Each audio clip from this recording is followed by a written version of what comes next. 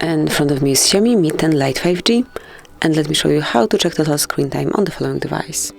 So first of all, you need to reach the settings, then find and select digital well-being and parental controls, and just click on show your data. And here you've got the data regarding your device, so you can see some general stats, but if you'd like to gain some further info, just click on it, and here you've got stats for each day and also for each application. So for example, settings have been in use for 40 minutes today, then I've been playing Free Fire for 11 minutes, and so on. You can check here each app, even those that were in use for less than 1 minute. Here you've got them.